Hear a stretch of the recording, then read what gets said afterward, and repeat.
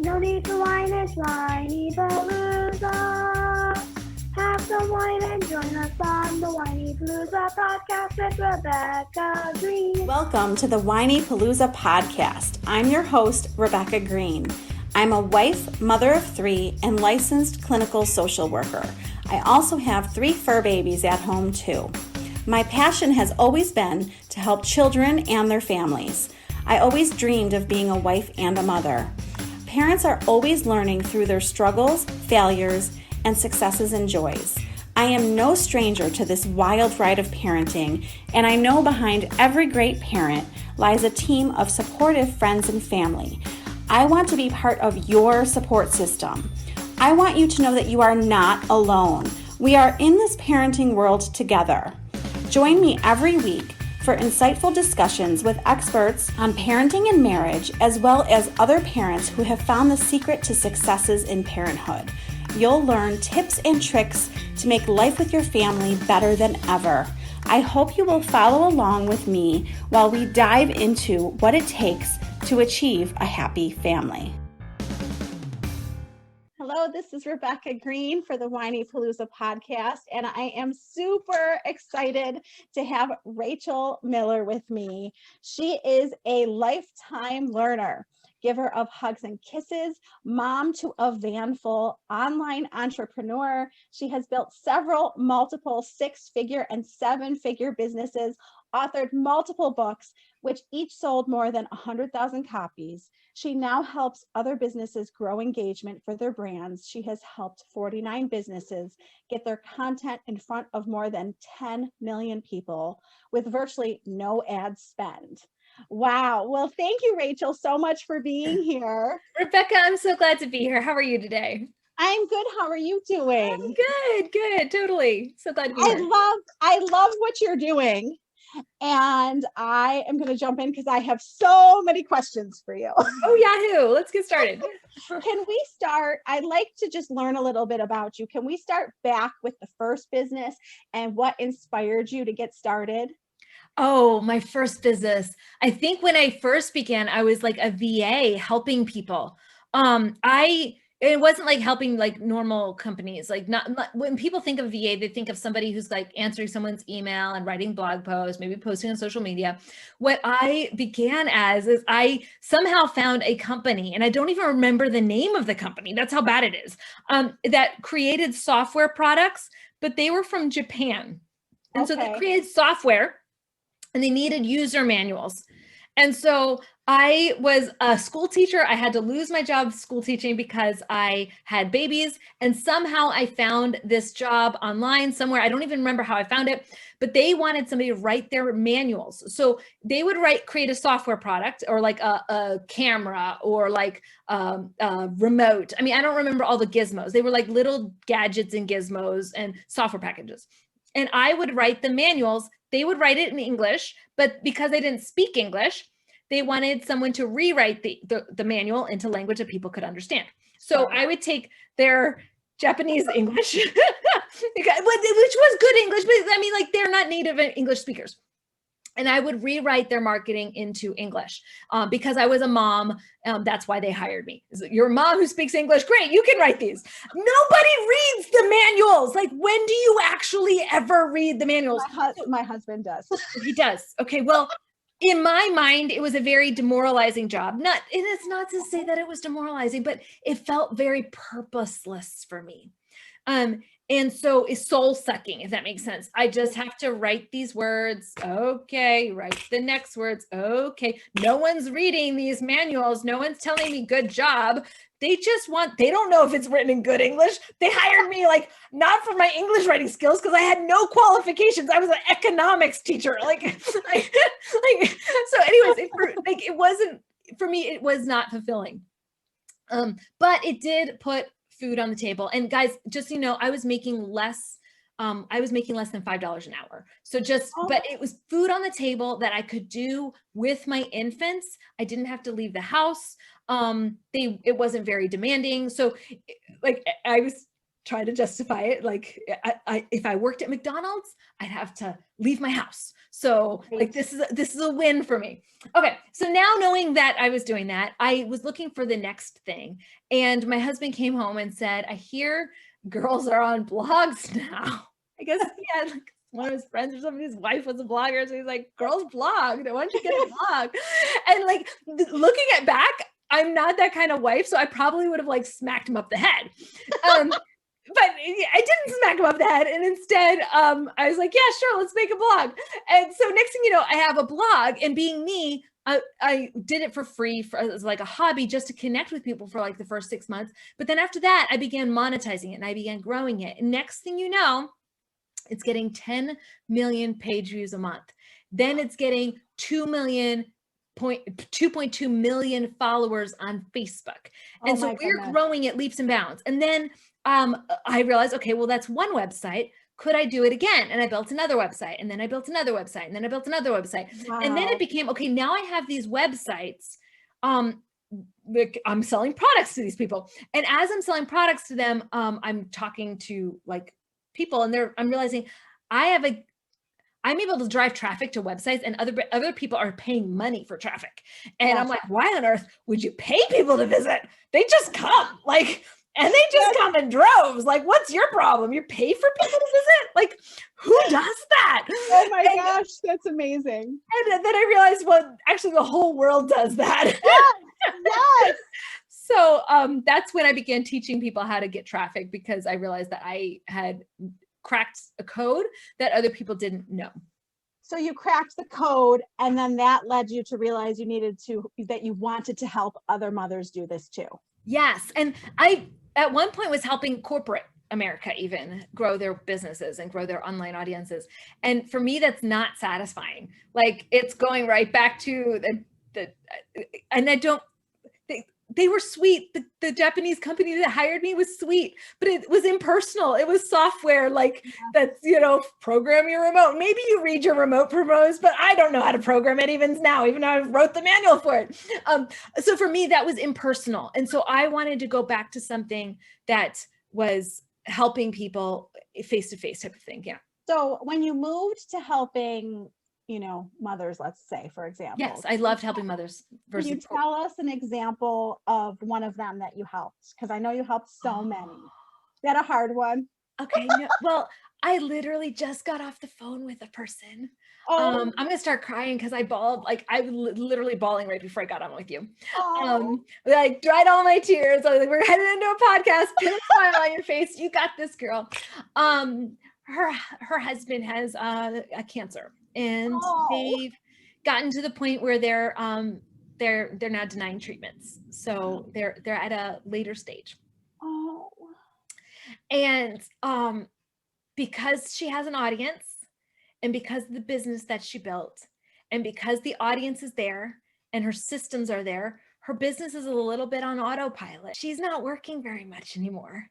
And she's able to take care of her husband, and she's able to have money coming in. She's not worried for food on the table. I mean, she's worried for real things, like, I mean, real things. But she can literally stop working, and her systems are set up so social media continues to post. She's still present online, but she's not actually online. Instead, she's with her family in this time. And so how rewarding for you. I'm gonna start crying again, but yeah. And so I got to talk to her today, and got to encourage her, but also, and that's why I do this. I want to help moms, no matter what their circumstances are, to make an impact, because they're called to be moms, but they're also called to make a difference in the world. And I love seeing this girl make a difference in the world, and seeing the difference it's making in her family, in the sense that she has one less stress right now. So doing good things. That's such a good story. Yeah, she's an amazing girl. So I'm tearing up, and I'm tearing up because you don't know this, but you made me cry today too. Oh, did I? You don't know this yet, but I'm going to share with you. So one of the things that you're teaching mothers so many things, but you said you have to find your I am statement. Mm-hmm. And that line has been haunting me. I want you to know, I said to Seth, my husband, I'm like, I am so upset with myself that I don't have an I am statement. And I put it out to the universe and I was like, I need a statement. And I'm so upset. Like, I'm not going to stop till I find it. Well, I did this really emotional blog on trust that I put out to the universe today. Super hard for me to write.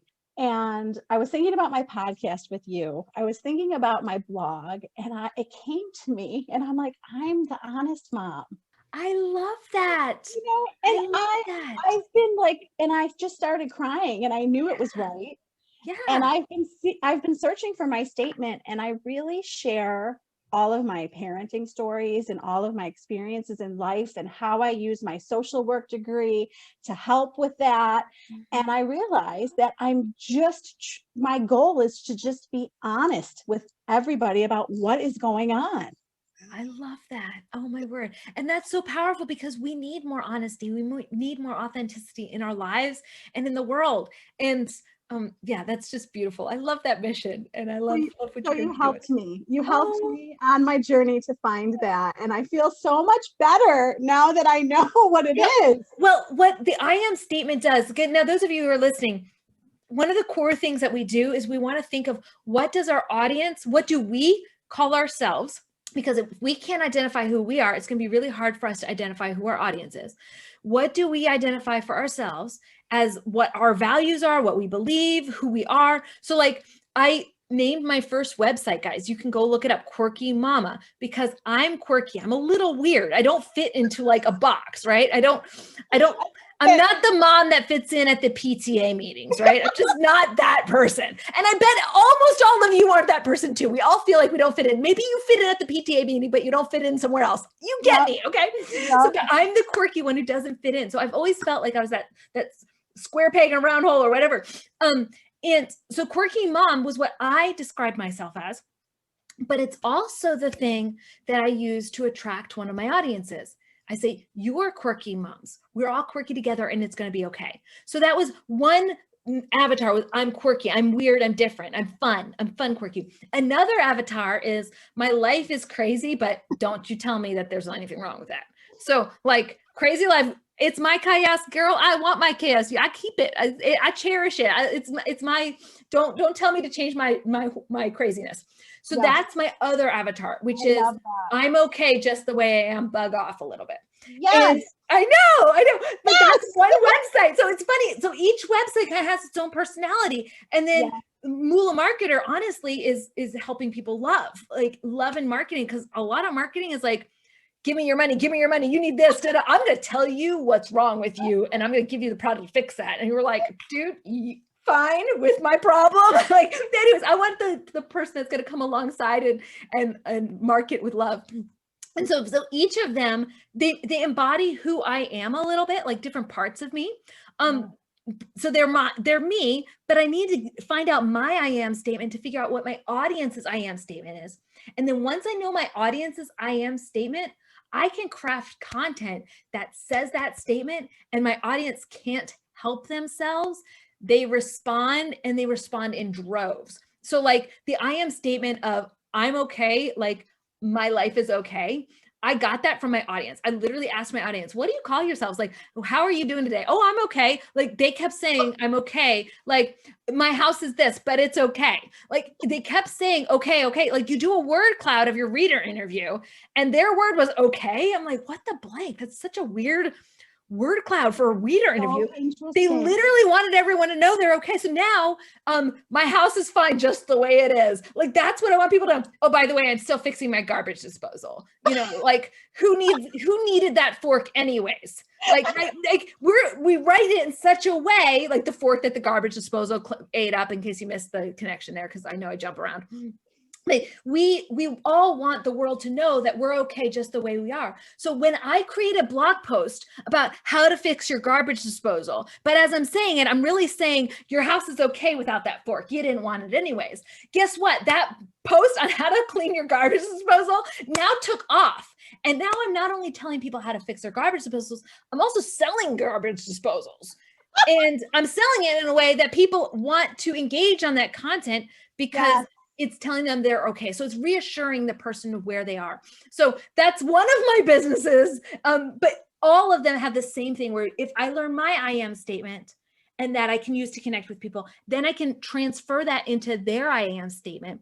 And then if I can find all the different ways to say that with my blog post, with my Facebook post, with my Pinterest marketing, with my podcast episodes that I'm doing, with all my content, people will relate to me and they'll hook on to me and say, okay, this is for me. And as soon as they say this is for me, they trust me and they're going to be more likely to buy from me. And I never had to say, I'm selling this to you, or you have a problem, I'm going to come fix for you. Amazing. And what I love about everything you're saying is the authenticity and the love for people is what is like shining from you. And yeah, it's true. I care.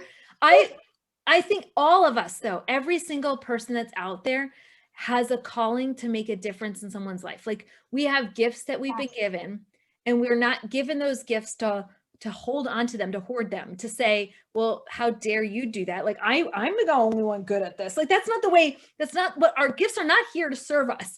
Do our gifts serve us? Yes. But they're really truly meant to make an impact in other people's lives.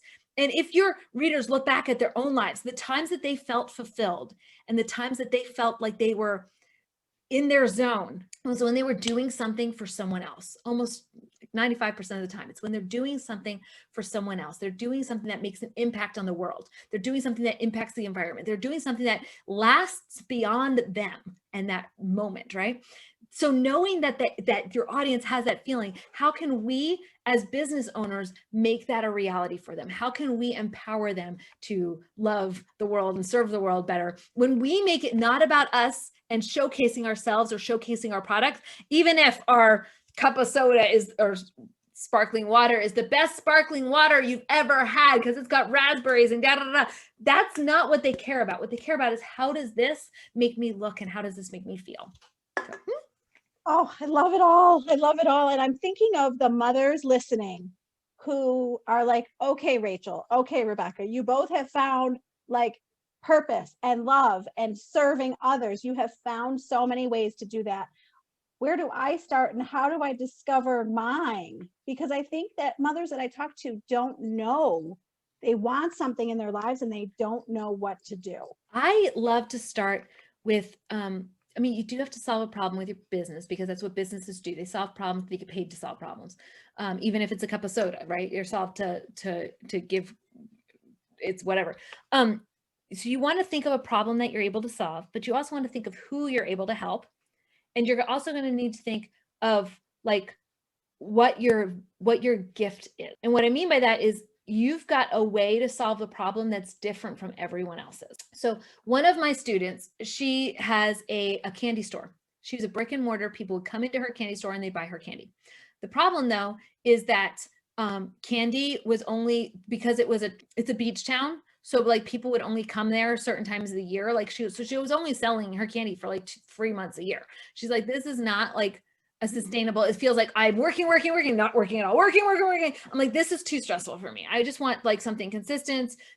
I don't want this like ramp up, work every day for 7 days a week for 3 months and then not work at all and have to make that money last all year. So for her, it was stressful. How could she make a business that wasn't stressful, that was still making an impact and online? So she went and asked, I had her ask her audience, her friends and her family, what do you know me as? What am I good at? She's like, well, everyone thinks of me for candy. I'm like, but that's candy. But like, so you've got a soda bottle. Who cares, right? What do they know you as? And everyone replied to her and said, you're so kind. I love how you helped me with this. You were so kind.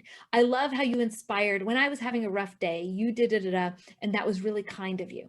So she made a word cloud of all of those things that people talked about her.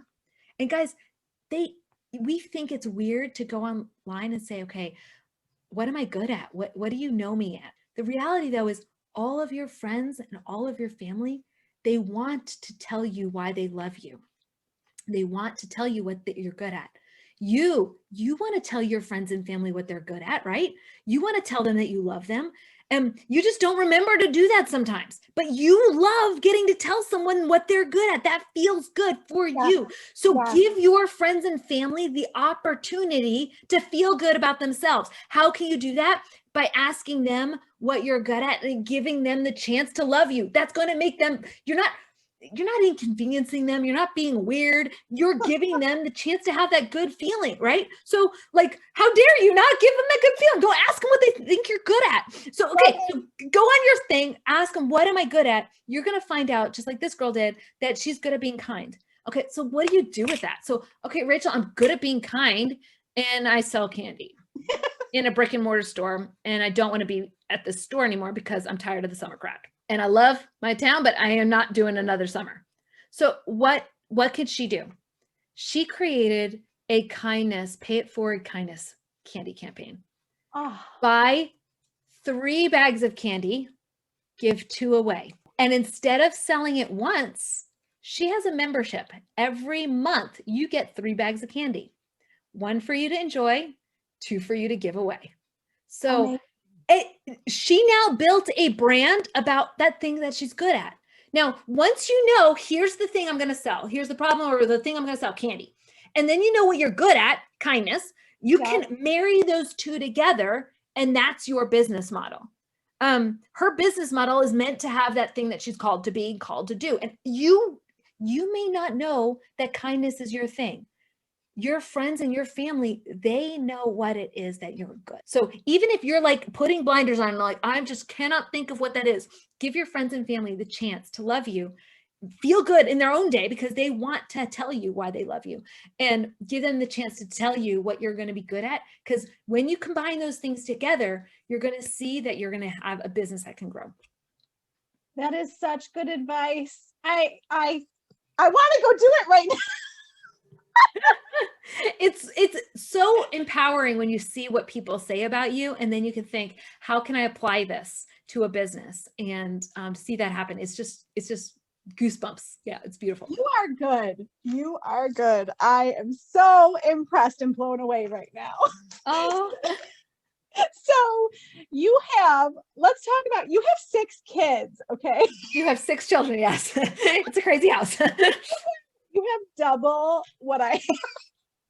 Well, people often tell me, well, like 6 kids is so many, but the reality is after 3, like it's just 1 more hot dog. Like you're making 3 hot dogs, you might as well make 4. And if you're making 4, you might as well make 5. Like, okay, after 6, well, now we're very much done. But like, it's just another person in the house, like whatever. Actually, like next week we're a surrogate for foreign exchange students. Long story, I'm not sure how it happens, but they have to have 2 families like to be their guardians in case like one wants to go on vacation, or they just need a break, or they have a fight with their teenager and it's not their teenager, so they need a respite home, right? So the way that the government sets it up is they have 2 families, and the one family backed out, and they're like, oh, no worries, we got her. And so they told me, like, heads up, we just applied you to be the surrogate family. So next week we're having some kids from Italy come in to live with us for a week because they're having a respite week for their host family. And it'll be fun. It's just 2 more hot dogs, right? Okay, probably more like 6 more hot dogs because they're teenage boys. But it'll be fun. Okay, so what I'm hearing, you can just put another pack of hot dogs in your grocery cart. It's fine. And they're kids. They'll just sleep on a sleeping bag.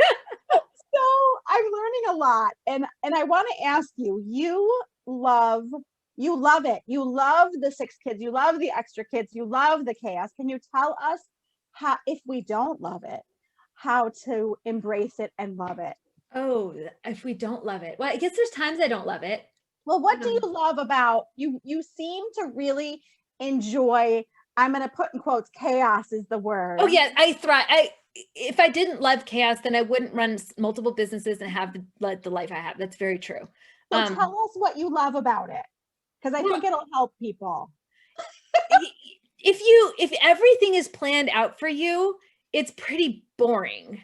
And I love, there's a little bit of adrenaline that comes when you have a problem that you don't know how to fix, or you have a new thing you have to figure out. So true. And I also think it's a lot easier to have a large family of kids than it is to have just one or two, because if I had one or two kids, I would have to be the source of their entertainment, and I'd have to be the source of like getting them to things. Whereas now I can say, there's not enough resources. There's not enough mommy to drive you everywhere. So y'all have to figure it out, or you get your bike and you go. So like, I'm not going to be driving my 15-year-old back and forth from band practice. If they want to go to band, well, they get to ride a bike, because if I did that for every kid, there's just no way I could do it. Like, there's not enough. That's 6 schools. There's 5 schools, excuse me, because the triplets are all, or 4 schools, because the triplets are all in one school. Triplets. Yeah. So, but my point is, that made me resourceful. It's made my kids resourceful. And I never allowed myself to say I can't for very long. So I'm sure I've said I can't in the past, but I can't basically means I don't want to. And instead of saying I can't, say I can, but I can go pick you up from school. But that means all of these kids won't be picked up. And that's not really fair for me to just drop everything to pick you up. So I can go get you, but I'm not going to. You can go to band, but you'll have to get yourself a ride. But you're going to have to get a bike, but you're going to have to figure out how to carry your instrument on your bike, but you're going to have to figure all of this out on your own. And but is a huge gift that I've given to myself by having some chaos in my life.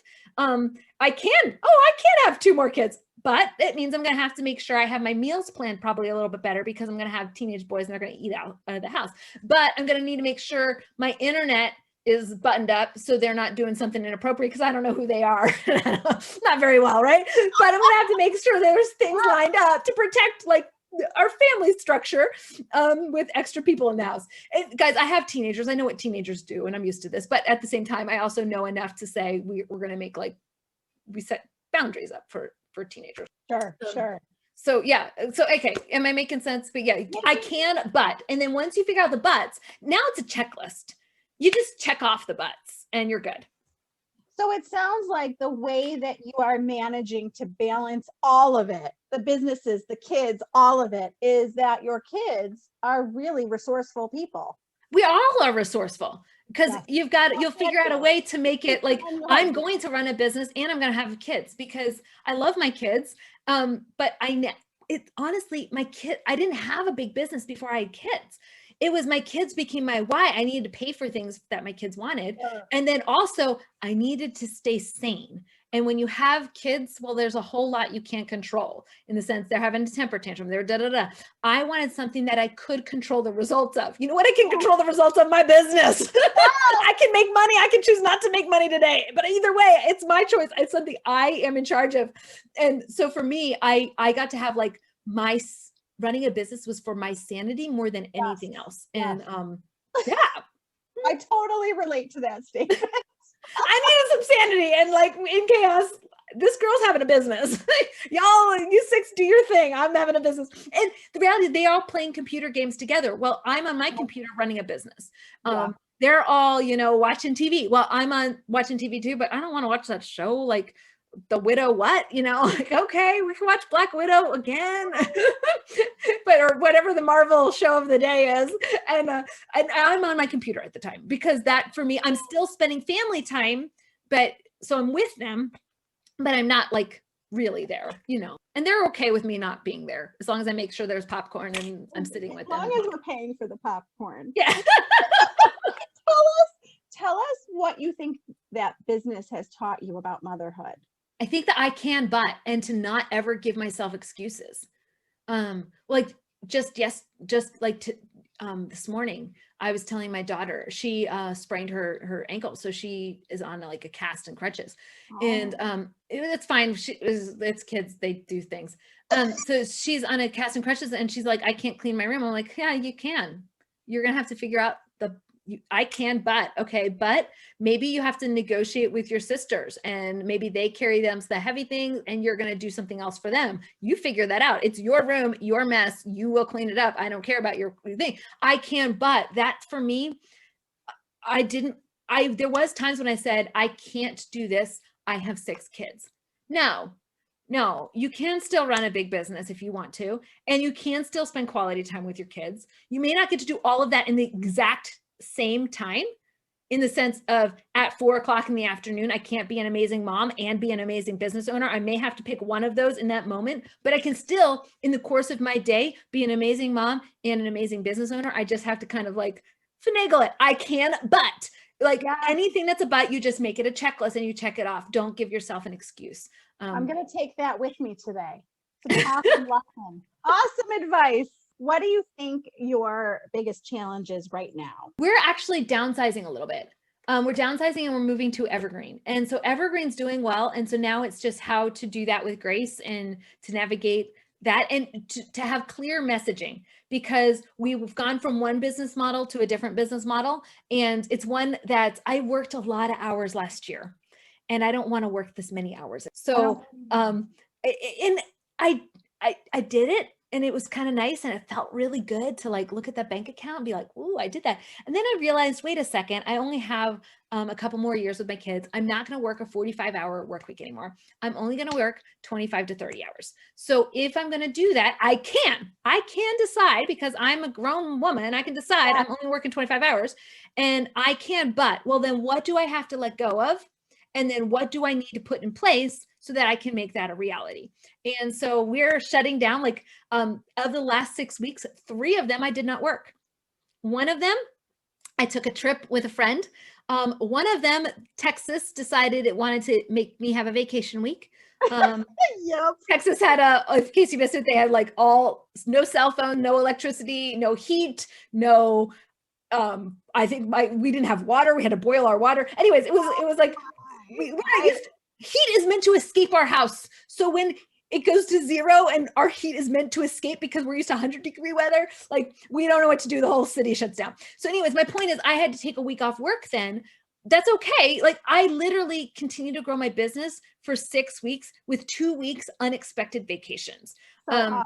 And that's beautiful and wonderful. And that's the life I want to have. I want to have where I can choose to work part-time, or even have life circumstances come to me and say, you're going to be working part-time or not at all. And me still have a business structure in place where I can be successful. And that's what happened. And we're putting those structures in place. And I'm super grateful that we did. Like about 2 months ago, we started putting them in place because I'm seeing those benefits now. And I know that if I can work more strategically, those benefits will continue to grow. And I'm so super, super excited and grateful.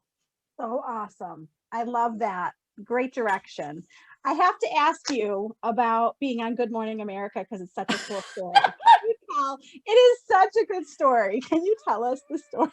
My word, that's such a okay. I was a blogger and what I had posts go viral, and Good Morning America contacted me and they're like, "You've got this viral. We'd like to have you on." I'm like, "I'm kind of busy. You need to get my business partner." And so my business partner went on, and then they contacted me again. I'm like, "I'm kind of busy. You need my video editor. He's going to come up. He'll do it." And then the third time they called, I was like, maybe I'll do this one. And guys, I had always been behind the scenes. No one knew who I was or that I was part of these businesses. No one knew. Like no one knew it was Rachel. Like it was Rachel. I was the last page of the book where a small print said with Rachel Miller, like nowhere was it about me. And so somewhere in there, I went to Good Morning America. I made no money for it. It didn't really help my business. So people who say, "Oh, I'm featured on Forbes, I'm in Inc. 100, I'm on Women's Today." Well, guess what? I've done those things. And I don't think they're really, they're helpful, but they're not really that helpful. So, but what Good Morning America did do for me was my mother-in-law would like say, "I need you to drive me to the airport." I'm like, "I can't, I'm working." She's like, "Right, okay. Could you still drive me to the airport?" Because she's thinking like she's just like selling lipstick. I was selling essential oils, but I was selling essential oils through my blog and on a large scale. Okay.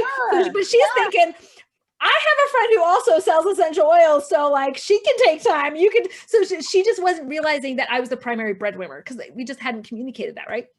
And so it was just she wanted me to drop that thing, but it wasn't just her. It'd be like friends at church and nobody understood that I worked. Like I would tell them I work, but nobody really understood it. So what Good Morning America did for me was tell the world Rachel actually has a job. Because when you say you're self-employed and you work from home, like everyone has like this picture of you, not realizing, wait, she has a media empire. She's running from her house. And yes, it's in an office the size of a closet, but like it's a bona fide real business. And so that's what Good Morning America did for me. Now, for those of you who are listening, why I'm laughing and why she's laughing is because I folded my laundry on Good Morning America. I don't sell more programs when I fold laundry on TV, but it was kind of fun. They flew me up there with about 24 hours notice, and I got on their show with something Stephanopoulos, I think his name was, and I folded my laundry for national TV. It is such a cool story though, because, I realized I haven't gone to watch it yet. So I have to go find it, because you fold laundry in a way that doesn't make the children ruin the drawers and ruin the suitcases. Because I was laughing hysterically when you were talking about this, because you know how long I spent in my 8-year-old's room organizing her drawers, and you should see what she's done to it. Oh, I know. Because I had this conversation this morning with my daughter who's on crutches. And I was like, we don't live like this. Like, we don't live like this. There's no, anyways, I know but here's what we do. There's a way that you can fold your clothes where you can unfold it and it doesn't unfold the clothes. So you fold them in such a way that your shirt stays together or your jeans stay together in a ball. And so I showed how to do that on national TV, and it's on my blogs. Like one of my blogs is how to organize and do things. So it's on there. But the reality though is my kids don't actually do that every day. It was super helpful when I had 2-year-olds.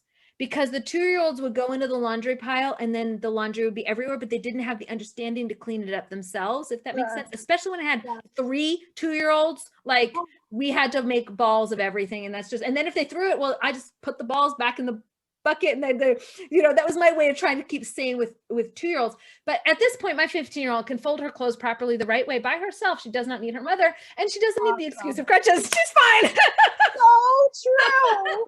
And guys, I have good kids. As I'm telling these stories, I'm not telling them to disparage my kids in any way. They're just normal kids with normal life and doing normal things. And normal 15-year girls don't have the cleanest rooms, so it's all part of it. Tell us the ages of all 6 of your kids. Almost 15, almost 14. No, 13 and a half. Then I've got 12, and then 3 10-year-olds. Wow, just wow. Yeah, tell us about your books, because I think there's a few of them, right? Yes. And they're from so remember I told you I have multiple businesses. So yes. I started one business, then I started another business. So yes. The Good Morning America was showing hacks of you're okay. Remember I told the you're okay site? That was yes. the hacks, how to look like you're okay and you got it together when we all know we don't. Who cares? We just put your yoga pants on. That's that yes. site. Okay. And then my other site is we're quirky moms who have fun and we do weird things and we have fun with our kids being weird. And most of those are for preschool kids. So that business, I've got books that I sell, and we've sold over 220,000 of our copies of our books so far. Wow. And then, so that's that site. And then the other site is the DIY home and how to fix things. And then my other sites, I've got cats. I started that one as a joke. I got a crockpot site, so how to cook on a crockpot. I don't actually cook on a crockpot. That's a long story as well.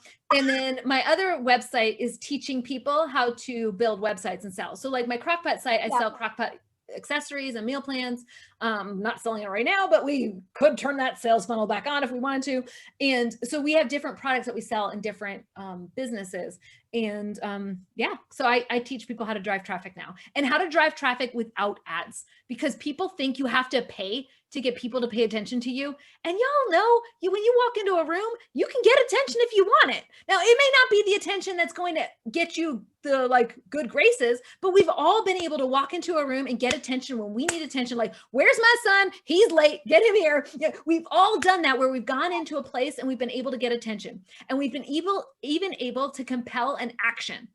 The same way we can do that in real life, and we aren't paying people for that attention, we can do online, because people are people and they're the same everywhere.